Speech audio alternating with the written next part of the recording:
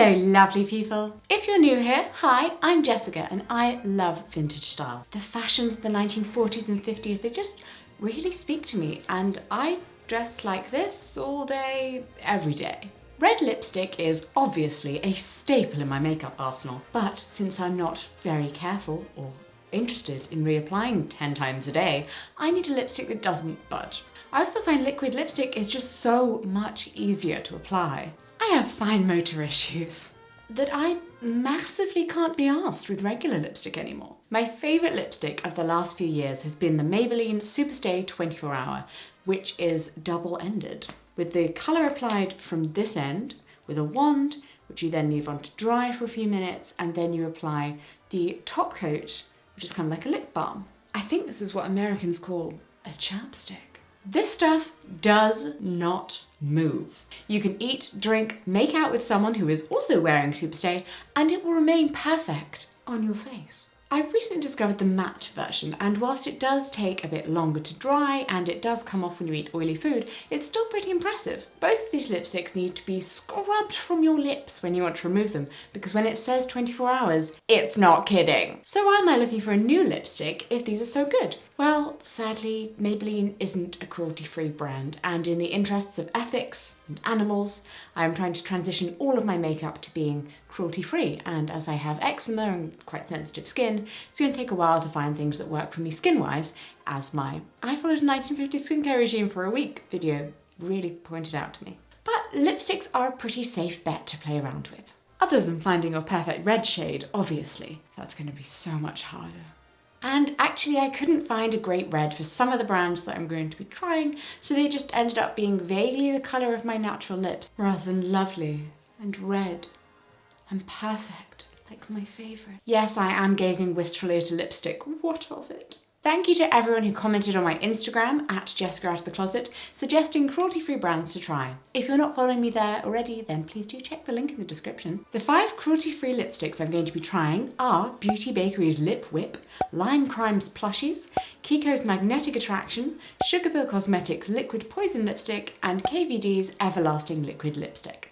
Side note, I don't agree with supporting someone who campaigns against vaccinating children, but the company is now legally separated from Kat Von D, and I think it's fair to give them a chance. The sins of the father should not be put onto the child, etc.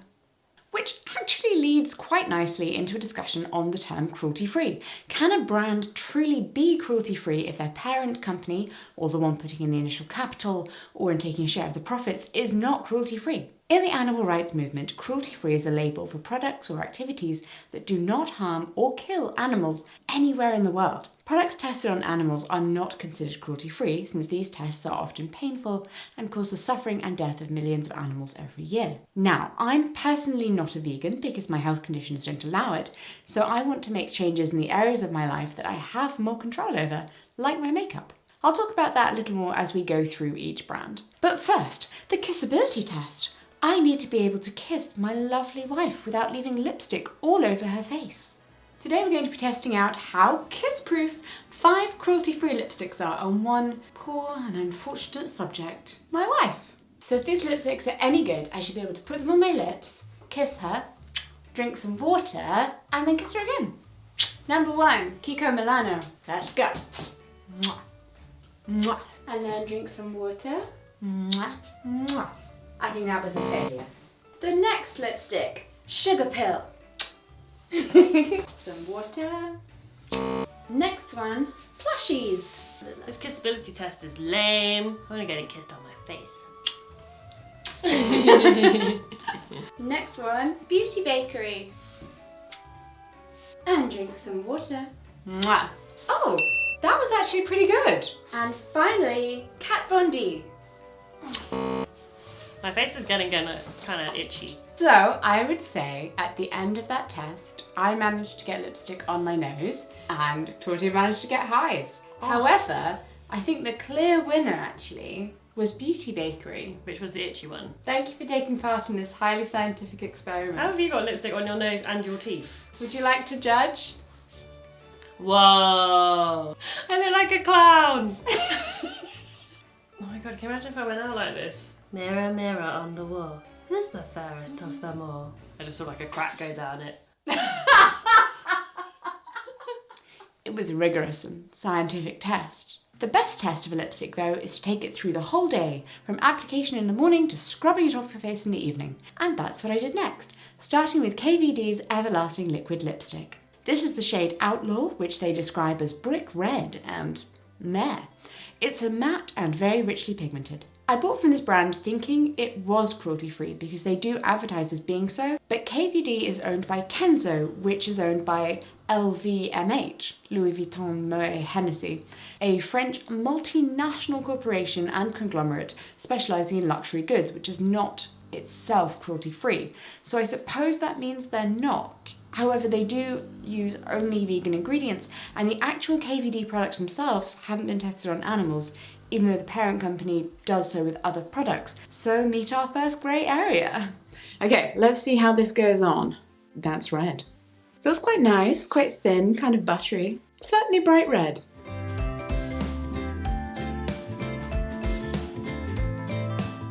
It's basically an entire video in which you can critique my liquid lipstick application. Okay, I like it. We'll see how it goes throughout the day.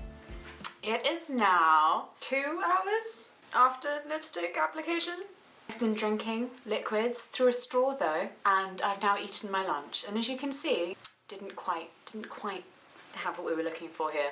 Also, it really moves, like it comes off on my fingers, which I'm not used to with my Maybelline lipsticks. Really close now, isn't it? Hey, good to see you. Let's reapply, shall we? I ate some crisps and now I have lipstick everywhere. Okay, it is the end of the day. Time to remove this lipstick and see how well it comes off. Yes, I know makeup wipes are not the most ecologically friendly way to remove your lipstick or makeup in general, but I use them on the nights when I have left all of my energy behind because I have chronic fatigue syndrome. I make no apologies for that because sometimes I just can't stand up and... Oh. That was quite good for one swipe. Seems about right. It was really easy to remove, so plus points there. Yes, my lips did indeed remain slightly red until the next morning. Although that one did come off a little easier than lipstick number 2, Beauty Bakery's Lip Whip. This is their matte lip whip in the shade Cranberry Stiletto. According to the website Cruelty Free Kitty, which investigates brands' cruelty-free claims, Beauty Bakery lives in another type of grey area. Whilst the brand call themselves cruelty-free in all advertising, they don't actually provide information on suppliers when asked. Beauty Bakery calls themselves vegan-friendly on their website though, and insists that all products are cruelty-free. So I'm going to take them on their word at this one. Oh, hello! The little package, by the way, is really cute. And then the lipstick itself, teal, gold, red lipstick. It was a choice. Ooh, wow. That's dark. It does seem a little thin, so on the second sweep across, you kind of need to take up the product. Okay, so having said it was quite thin, one of the issues I have with my Maybelline lipsticks right now is because they're so thick, you have to kind of drag them across your skin, and then that doesn't always make it the easiest to make a shape. I really like the colour when it's layered up. I don't love it where it's gone thinner on the edges, but maybe I'll put a second coat on.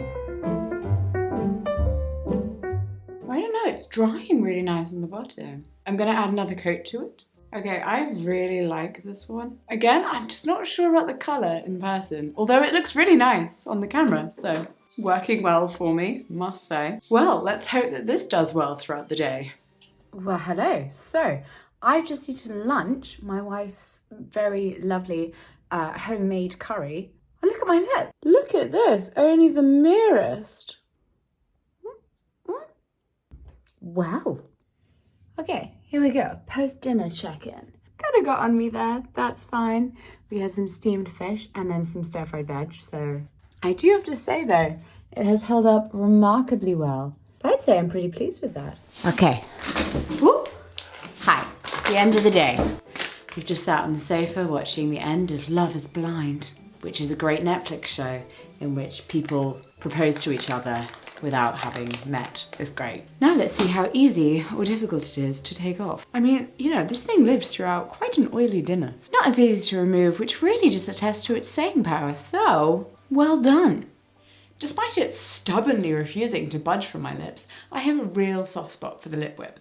It felt really nice to wear and it just didn't smell horrendous, which most liquid lipsticks apparently do. Lipstick number 3, Lime Crime, which caused some controversy in my Instagram comments, because although the company is certified as cruelty-free and has the Leaping Bunny certification, it has been embroiled in a number of online controversies. Different people said different things. It is cruelty-free, so I decided to include it in this video because you kind of have to give everyone a chance. But then next of all, they literally have a page on their website called Controversy. And now I have no idea how to feel. This is Lime Crime's plushies in jam. I completely misunderstood that this was not meant to be opaque when I tried it for the first time. So let's all collectively shake our heads at me.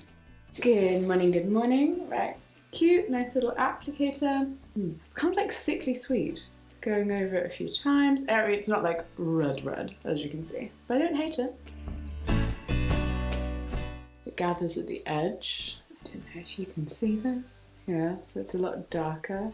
All the products gathered together, so I'm trying to go over and get rid of the extra product. I think I'm gonna put another layer on. Now let's see how it survives the day. So it's been about 2 hours since I put the lipstick on. I went to my meeting, I drank some mint tea, and then I ate a bagel. It was a gluten-free bagel with smoked salmon and cream cheese, and it was really good. Not really held up quite as well as I would have hoped. Yeah, what a stunning close-up of my mouth, I know. That's quite disappointing. So I really liked this one. My hair has changed. Oi. I filmed another video. Hi. Claire's just... Hey, I didn't realise you were filming. I don't know whether it's my lips or the lipstick or something, but they're very dry and kind of peeling.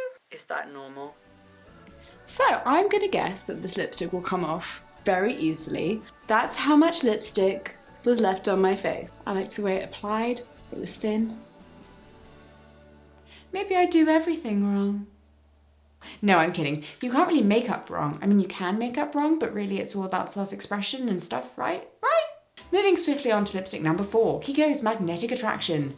Did vaguely well in the kissability test, and even better when left to dry for a while. It was also, according to Claudia, a really lovely colour. Kiko is also confirmed cruelty-free, and apparently this is one I don't need to second guess or get confused about. They don't test finished products or ingredients on animals, their suppliers don't test on animals, no third parties test on animals on their behalf, and their products aren't sold in China.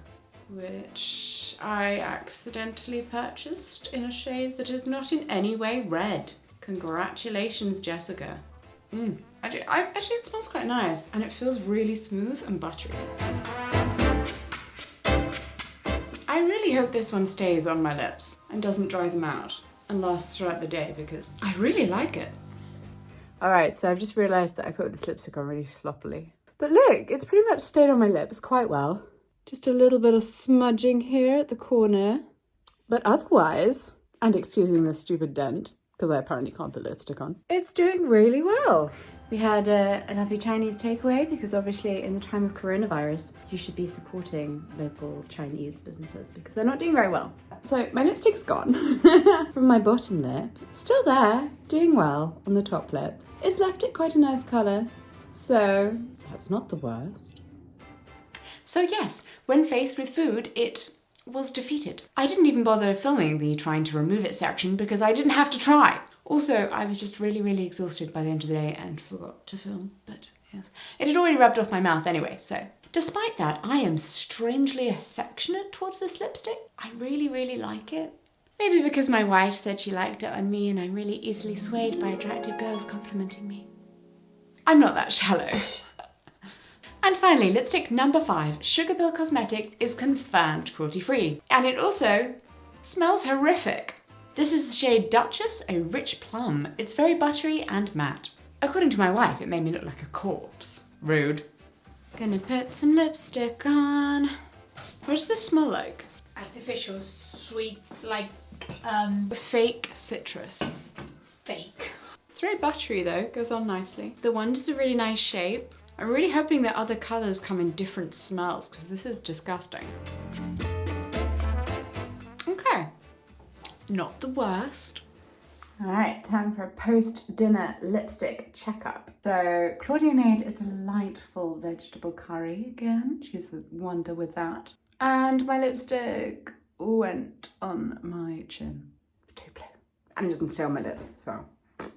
It was another one that I didn't have to scrub off my lips. It came off with the swipe of a bare finger. In conclusion, KVD went everywhere. Beauty Bakery, by far my favourite, look forward to wearing a lot. Did have some issues with it sticking to my teeth, but it's fine. Lime Crime, don't hate it. Kiko, genuinely lovely, I would worry about its staying power. Sugar Pill, I will potentially vomit if I have to smell it again. Let me know your thoughts and your favourite cruelty-free lipstick in the comments down below. Subscribe if you haven't already, and I'll see you in my next video.